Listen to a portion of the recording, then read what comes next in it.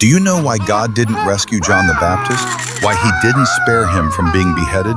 In the Bible's account, John the Baptist was clearly not an ordinary man. He was related to Jesus. He was the one crying out in the wilderness, preparing the way for the Messiah, the one who personally pointed Jesus out to the crowds. And Jesus himself said of him, "Among those born of women, there has not risen anyone greater than John the Baptist."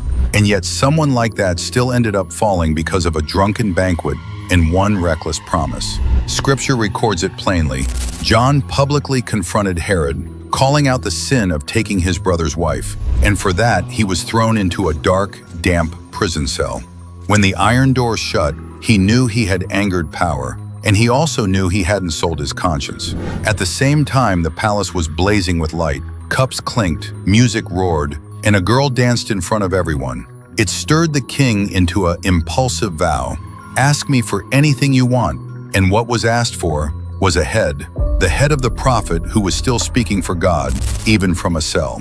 Here's the part that's hardest to accept. John the Baptist was that important, and when the soldiers entered the prison with the order, there was no earthquake, no angel, only footsteps closing in, step by step. The Bible doesn't even record his final words. It only leaves us with an ending.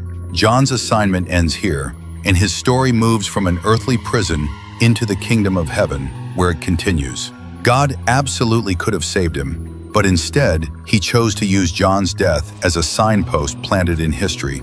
The value of truth is greater than a safe life. Some people testify to God through long years. Others testify through their final breath.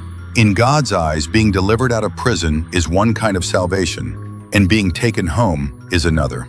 If you're struggling too, wondering why God didn't move in the way you expected, leave a comment that says, "I want to learn to be faithful to the end."